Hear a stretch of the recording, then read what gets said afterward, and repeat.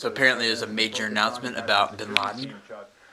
Don't really know what it is, but President's supposed to come on here in a couple minutes and tell us.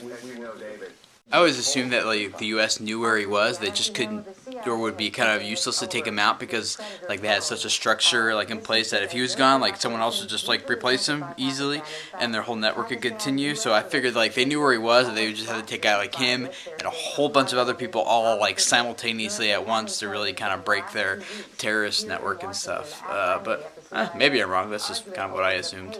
Tonight, I can report to the American people and to the world that the United States has conducted an operation that killed Osama Bin Laden, the leader of Al-Qaeda, and a terrorist who's responsible for the murder of thousands of innocent men, women, and children.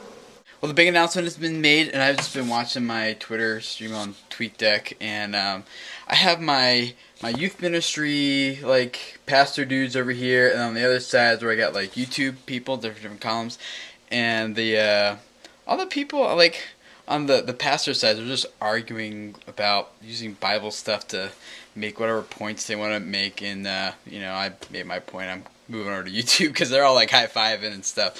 But I think just from my personal thoughts, I think there is an important distinction in all this, which someone made a comment on my Facebook status, and I think it's important that we don't celebrate someone's death and that, yeah, we're glad someone's like died, but that instead we celebrate justice, and I think that's where I'm at. And I'll admit too, I'm a little biased because I've got some other personal stuff that I'm a little bit bitter about against injustice. So to see a little piece of justice happen, like on this scale, that's what I'm celebrating. Not that someone was killed and died and all that kind of stuff, but that justice was served.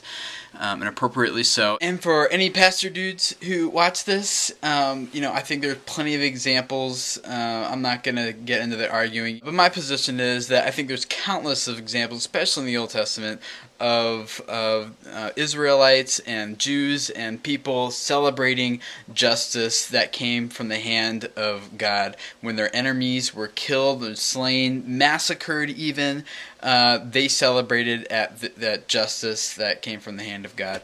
And I don't think there's anything wrong with that. No one told Jesus to be nice to the Pharisees. I think Christians are just wusses sometimes. And just to be clear, I'm not necessarily equating the U.S. with the hand of God. What I am saying is that everyone's actions bring consequences, and this guy's consequences were pretty heavy.